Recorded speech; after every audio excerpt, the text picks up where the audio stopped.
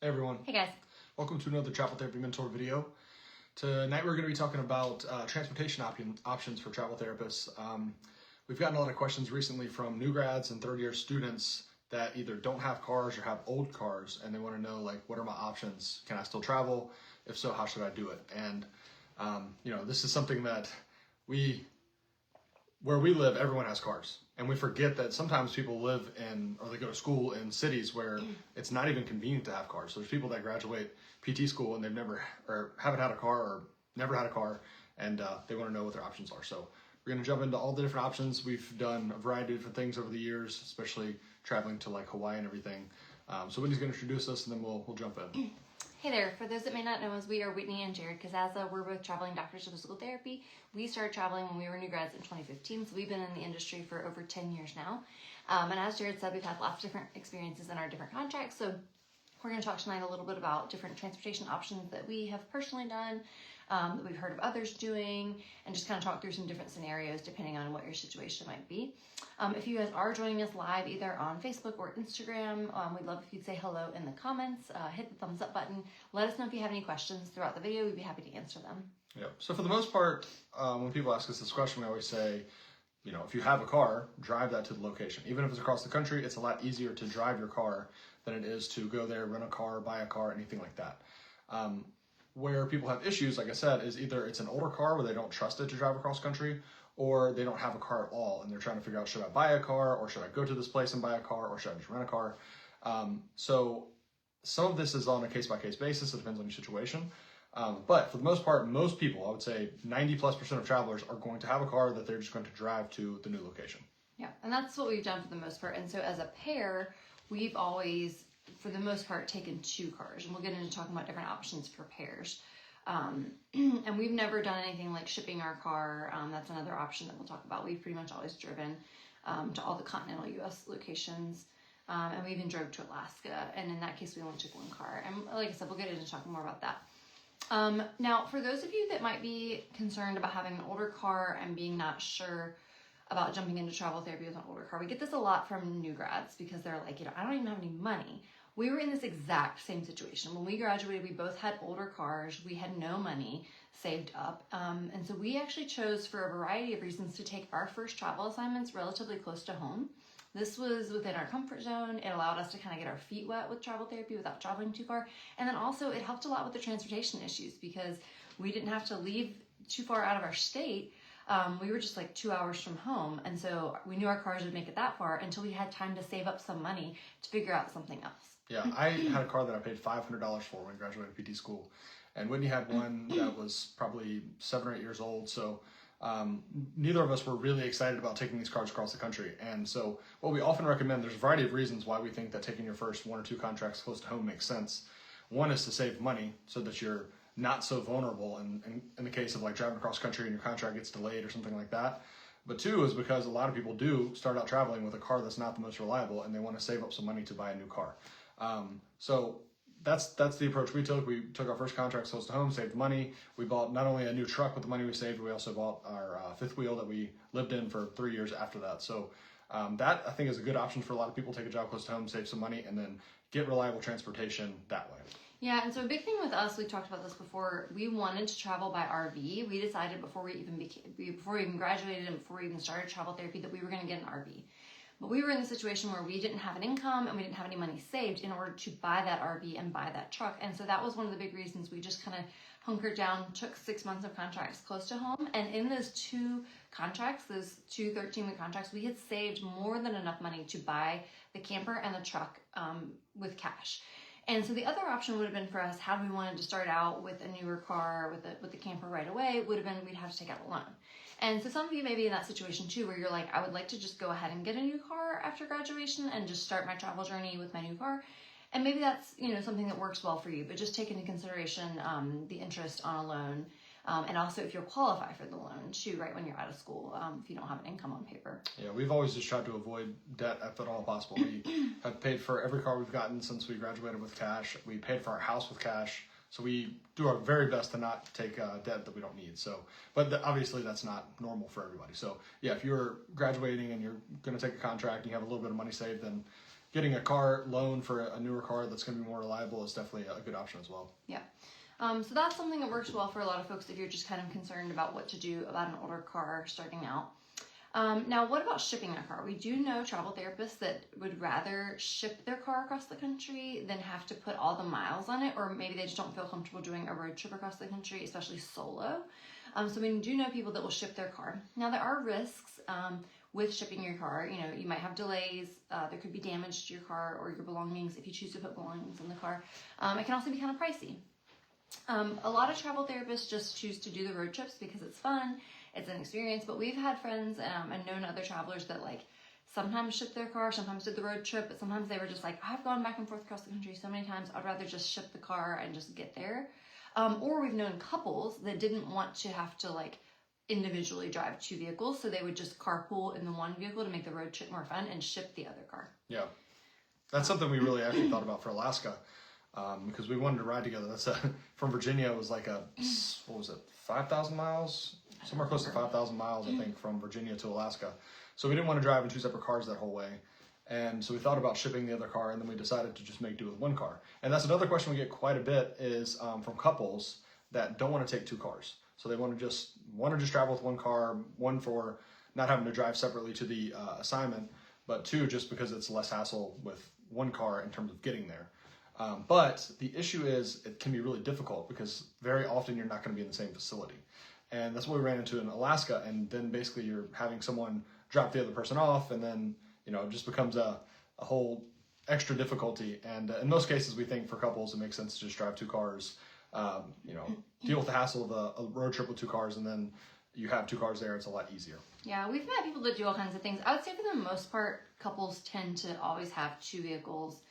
It just makes it easier from assignment to assignment, you know, if you're not working in the same facility or you're not working close together. But we have met couples that got by with 1 car and they were always able to make it work. Shout out to our friends Alex and Michael that did that for several years.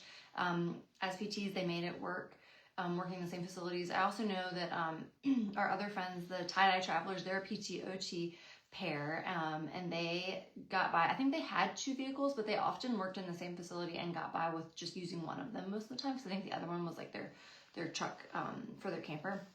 So some people do it, and like I said, for some people, if you are looking at a cross-country road trip, you might just ship the 1 car and drive the other, or we've known people that have towed a vehicle too. That's another option. Get a trailer and tow the second vehicle. So there's definitely a lot of options. You just sometimes have to think outside the box and figure out what works best for you, and what, you know, which hassles are you willing to deal with, right? Like, it's not fun to both drive 2 cars across the country, but it's also not fun to have to like worry about the safety of shipping your car or towing a vehicle too. Yeah. So yeah, for the most part, if you're somewhere in the lower 48, it makes sense to drive to the location. Even as a couple, probably drive 2 cars. If you have to save and buy a car, or you have to get a loan for a car, that makes sense. The places where that is a lot harder is Alaska and Hawaii. And we've worked in both places. Alaska, we thought about a variety of things. We thought about driving 2 cars. We thought about driving 1 car and shipping a car. We thought about just flying out there and renting cars. We ultimately decided to just drive 1 car and make do with just the one. And I think that made a lot of sense for Alaska because, like I said, it's such a long road trip, putting that much mileage on 2 cars and also having the risk of something going wrong with 2 cars, you know, it just doubles the risk with that long drive. So that made a lot of sense for us. For Alaska, for Hawaii, of course, you can't take a car. I saw we got a question on Instagram. Do people take their cars to Hawaii? Pretty much never. I don't know if I've heard of anybody really shipping their car to unless Hawaii. You're moving there permanently, Yeah. or like you knew you were going to be there for a year plus, in which case you could maybe ship it from the West Coast, but it would be very expensive and it would take a very long time. Yeah. So in Hawaii, it makes sense to either buy a car. So people buy like island cars, these like cheap beater cars, drive for 3 months or 6 months, however long you're going to be there, and then resell it. And often, you know, if you do a little bit of research and find a car that's reasonably priced, you can often sell it for what you bought it for, or sometimes even a little bit more, which works out well. Or people rent cars there. And we ended up renting a car when we were in Hawaii. And again, in this situation, we just did 1 car. However, actually that contract, I was the only one working, so it worked out fine because I was the only one that had to go to work, and so Jared would just take me to work, and then he would have the vehicle for whatever he needed to do that day, and then he would come back and get me. But quite often, you know, depending on the island and the location of your contracts, you could get by with 1 car. I will say we're going to talk a little bit about too, about like, would you be able to ever get by without a car, period? There are certain cities where maybe you could get by without a car. I know like in Oahu, if you were working like actually in Oahu, or I'm sorry, in Honolulu, you might be able to get by without a car there, but you probably want a vehicle to be able to get around the island for fun. And that's usually what we say about major cities too. It's like, yes, maybe if you worked in like a really big city like Chicago or New York, you might be able to get by without a car and just use public transport if you're comfortable with that. But you might want to have a car to be able to get out on the weekends and do things. Most travelers that we know enjoy having their own car to have that freedom and flexibility. Yeah. Even if public transportation was an option. But yeah, back to Hawaii and Alaska. So I would say Hawaii, almost never are you going to bring your own car. Pretty much always you're going to rent or buy a car when you get there. Alaska, there are some people that ship their cars or use the ferry from the West Coast to get over to Alaska, so they don't have to drive the whole way because it's a very long drive. And some people are not comfortable with that road trip, or they'll just fly out there and then rent or buy a car in Alaska as well, because it's really so far away that you could kind of justify doing that same Hawaii type thing in Alaska. We've known people that have either bought a car there or rented one. Now, there are certain remote parts of Alaska where sometimes they'll provide a car for you and also provide housing, because it'll be a really remote location where maybe you can't even drive there. Some of the locations in Alaska you can't drive to. Like Juneau, you can't drive to Juneau, but there are cars in Juneau. They just have to be shipped there because you can't access it from the road system. So you do need a car in Juneau, but you can't physically drive your car there from the lower 48, if that makes sense. Yeah. So yeah, there are situations where you might talk to your recruiter and find out if the facility is offering your car or if they, have done something like that in the past. We've also gotten the question, like, would the travel company reimburse you to rent a car? Maybe. You would just need to negotiate it as part of your contract. That's not typical. Like we said, most travelers choose to bring their own car and cover their own car. It's not typically part of the pay package, but you could certainly inquire about it and try to see if there's some way that they could work in a reimbursement for that. Yeah, we haven't heard of that very often. Like Whitney said, it's mostly just these more remote places where they just pay for a rental for you. They have like cars designated and housing designated for travelers because it's so hard to find housing and cars in the location because it's so remote. Yeah. So renting though, if you do choose to do that, say you fly to Alaska or Hawaii and you choose to rent there, it can be pretty expensive. And so what we ran into in Hawaii, we went there in 2021 when there was car shortages, which made it even more difficult. It would have cost us quite a bit to rent a car through Enterprise or something like that. So we started looking through a ton of Facebook groups to try to find some other way that we could rent a car from someone there. And we found a guy that rented us a car for less than half, probably a third of what we would have been able to rent it for from a big company. So it was just an individual that had bought like 3 or 4 extra cars, and he just rented them out to healthcare workers for the few months that they were there. And I can't remember what we paid, like maybe $600 a month or something. Yeah, something pretty reasonable. So it wasn't that bad, and it saved us quite a bit of money if we had just like not done that research and gone through a regular company. Yeah, and that word of mouth was so helpful there. If you guys have questions, that guy, we still have his contact information on the Big Island. If you ever go to the Big Island and you need that contact information, I can let you know. Honestly, I haven't spoken to him since 2021. I've given his phone number out many times, so I'm assuming he's still running cars to people. I don't know for sure. If I've given his number to you, please let me know if he responded. But yeah, you can often find out through word of mouth via either your recruiter, if they've had another traveler there that has done something like that, or through the facility. Quite often they'll know of someone who rents cars, because yeah, you're going to save a lot if you can rent through an individual. Or you could even look into something like Turo, which is where it's like the Airbnb of cars, where you rent privately from an individual through an app versus going through a major carrier. Yeah. Around cars. So something else we got quite a few questions on over the years was what to do if you're living in a camper and RV about cars. And this depends on what type of camper you get. So we purposely chose the fifth wheel because we wanted room, but we also wanted to be able to pull it with a truck that I could drive once we got to the location and disconnected it. So a lot of people, I don't know what people's view of RVing is. We didn't really know much about RVing at all before we bought our camper. But people think like, oh, you only have this RV that you drive, and then you get there and you can't take it around. And that's the case for some people. Like some people buy the Class A motorhomes and they drive it to a new location. But often you'll see those people towing a car behind them so that they have a car to drive. So there's travelers that do that where they'll drive a motorhome, but then they tow a vehicle that then they can drive, and then the other person would just drive separately in a different vehicle. So yeah, there's a variety of ways to do it. the way we did it with having the truck, we had a diesel truck that we pulled the fifth wheel with. We got it to the place, we set it up. We never moved the camper after that, and then the truck was just my car to drive to work and back. Yeah. And we felt like that was a better solution than having a motorhome. To us, logistically, it was worrisome thinking about what if something happened to the drivetrain of the motorhome. So if something happened to the engine or the transmission or something. One, that sounded like something that would be difficult and costly to fix. Two, if you have to go take in your motorhome to get the engine fixed or something, that's also your house. So it's like not just like taking your car in to get your car fixed, you also have to take your house in to get it fixed or have somebody come, so that all just sounded very complicated and expensive to us. So we felt like it was easier to have a truck that like people know how to fix trucks, right? You can just take your truck to the regular mechanic to get it fixed and then have your house separate. So that's what we did. And in that way also for us, we would have two vehicles. So when we did that, Jared would drive the truck, pulled the RV with him, and then I would drive separate with the car. We have seen in some states where people are like driving a truck, pulling a camper, and towing a car behind. I think that's illegal in a lot of states, and it's very dangerous. So I wouldn't recommend it. But they do make what are called toy hauler RVs, which basically has a trunk or like a garage in the back of the RV where you could drive a small car or like a motorcycle or a motorbike up in. So we have known some people that used like a scooter or like some kind of other small vehicle that they put inside the toy hauler garage. This was quite often for a partner that wasn't commuting to work every day. So say you have a partner that stays at home and like works from home in the RV, and they don't really need to go out that often, but it would be nice to have a vehicle. We've heard people doing like a moped or even an electric bike these days. If it's a fairly short drive, electric bikes work pretty well. Yeah, so we have heard it all. I mean, there are so many stories of people finding different transportation solutions. There's definitely a lot of options, but you just kind of have to think of like the pros and cons of each and what fits well for your lifestyle.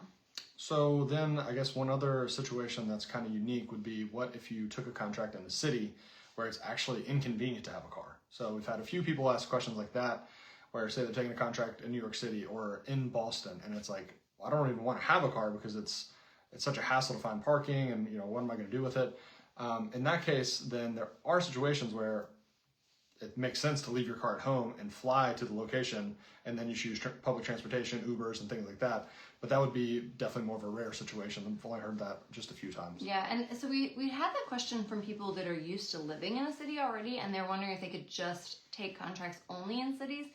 It's possible, but I think that it's going to be unlikely that you're going to find enough contracts back to back to back that are always going to only be in a public transportation friendly city. Like I think you're going to find more often than not, it's going to limit your contract opportunities. So we usually recommend that most people plan to have a car. But, correct me if I'm wrong. If you know someone who has been able to make it work with only public transportation, maybe it is possible, if you're just a big city person. Yeah. Yeah, it would only be the biggest of cities. Like where we're from, the public transportation is terrible. Like there's no way I would recommend someone like take buses or something around here. Would be not a good idea. Yeah. So, it's somewhere that there is a subway, maybe if you're only in DC or you're only in Boston or only in Chicago, New York, maybe. I don't really know about like LA because I feel like LA is very spread out. Yeah.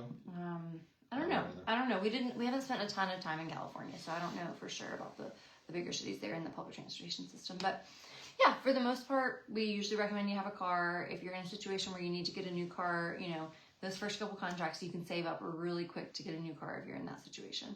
Yeah, nowadays with contracts paying pretty well, if you live fairly frugally for a couple contracts, you can save $50,000, especially between two people.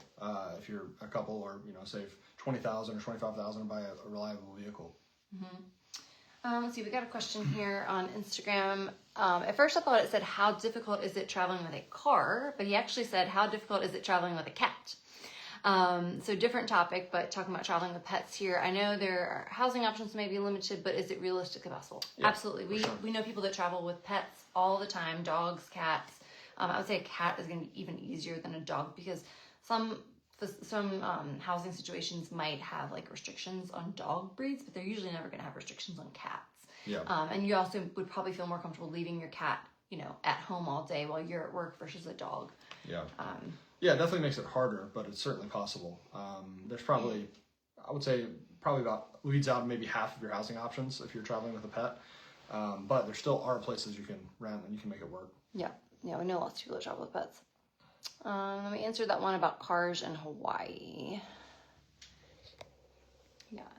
Hey, Nick. Thanks for joining. Let's see, we got another comment here. Mandy says, I always listen to your podcast. I just got into travel therapy and I'm having an amazing time. I'm on track to pay off my student loans and my car before the end of my first contract in June. Wow, that's amazing. Yeah, that's awesome. I'm hoping to move to the East Coast for my second placement, so this was a perfect topic. I'm planning a cross-country road trip with one car with my husband for that contract. He's taking school online. Yeah, that's awesome. Yeah, if you guys can ride together for your cross-country trip and he doesn't need a vehicle while he's, doing school online, I think that's a great option. Like we talked about when we did in Hawaii, Jared was just staying home and working on our business at that time. So he didn't have anywhere in particular to be. So he would just drive me to work and drop me off. That way he would have the car for the day and he would come back and get me. So that could be a good option for you guys as well. Yeah, and it is, I understand why couples ask about just taking one car and either shipping their car or whatever, because it is so much more fun to do a road trip when you're together instead of riding in separate cars. And so like our road trip to Alaska and all the road trips we've done, we always do them together. So it's a lot more fun that way. So yeah, I mean, there's definitely situations where if money is not the main issue, then ship one car, both of you ride together, and makes sense that way. Yeah, and then for Alaska, like I don't know that I would have felt safe driving two cars, so it was nice to drive together. And then there's also situations where, like, if you're going across the country and you need to get across the country fast, you guys could drive in shifts if you're in one car versus having two. So yeah, there could be a lot of pros there. Yeah. We don't personally have experience with shipping cars, but you can definitely talk to your recruiter or talk to other travelers. There's tons of companies out there that people have used, and they could give you recommendations for that. Yep. But we have heard some stories. So like, you definitely want to be careful. Like, they say you can pack stuff in your car to ship it, but I don't think they're liable for damage or theft. So I would be wary. Yeah, you definitely don't want to have a lot of valuables. Like maybe if you just have duffel bags of clothes, it's not a huge issue. But I definitely wouldn't put like electronics or anything like that in a car that I was shipping. Yeah, and then if you're gonna think about towing a car, it seems like a good idea, but if you're not somebody who has experience with towing a car, it can be dangerous, especially if you're doing it all the way across country. Look at your route. I think we weren't always the best at checking our route ahead of time back when we traveled with the RV, because we were just kind of always in a hurry to get from A to B. And I wish we'd done a better job of checking our route, because we definitely got into some tricky situations sometimes where the camper we shouldn't have gone on certain roads, or like we didn't plan our gas station stops ahead, and we definitely like scraped and did some damage to the RV. So if you're doing cross-country road trips, especially if you have like something you're towing, like a trailer or an RV, really be careful and check your route. Yeah, plan it out ahead of time. Stop at truck stops. Makes it so much better. I don't know. Yeah, like what you said, we were always just in a rush to get from one place to another, and it was just like pack everything up, leave right away, and yeah, we should have thought that through a little bit more. Yeah, and we've heard we never did a cross-country trip with our RV. We only did East Coast, north to south. But, some of those mountain passes, like out west, you really want to be cautious about your route, and like don't necessarily just do what Google Maps says. Like, look into the mountain passes and make sure it's okay to tow your vehicle or your RV. And part of the reason why we didn't end up working much on the West Coast is we didn't want to take the RV across country. So it was kind of what we're talking about here is like, we had a truck and everything, but it wasn't the most reliable truck, and our camper wasn't in the greatest shape, and I didn't really love pulling the camper anyway. So the thought of driving 3,000 miles across the country pulling a camper was not that appealing. So yeah, I would say it was definitely a deterrent. I mean, it's not the only reason. We had intentions of going across country, but it just kind of kept working out for us to have really good contracts on the East Coast, and we were able to work so many back-to-back and save so much money that it just never really worked out for us to go across country. But we definitely it was in the back of our head all the time of like, this isn't going to be great. I guess one more thing to talk about with Alaska is I really love that road trip, and I definitely want to do that road trip at least one more time, like take kids or something. I think it would be really cool. But a lot of people don't realize how far away like driving to Anchorage is from the West Coast even, but especially from the East Coast. Even driving quickly, it's like at least 7, 8, 9 days from the East Coast. And if you drive slowly, we took, I think, like 12 or 13 days on the way up there, or on the way back.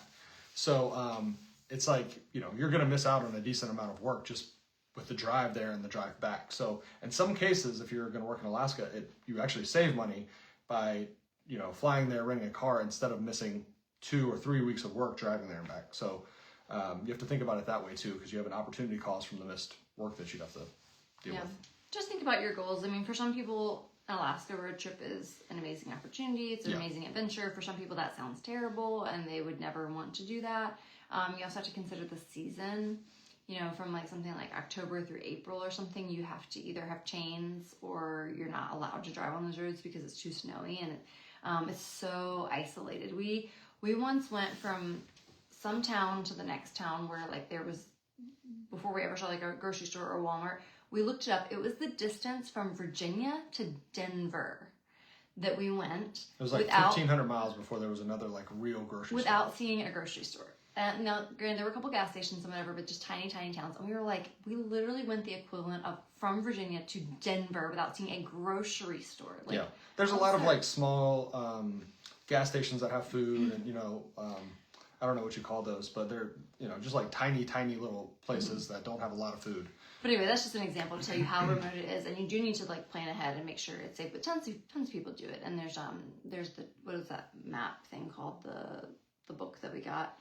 I don't remember. I can't think of it off the top of my head, but there's like a guide. We did videos all about Alaska. If you guys want to go back and listen to those. But yeah, so there's tons of people that do that road trip, but I don't know that I would do it by myself, but people do.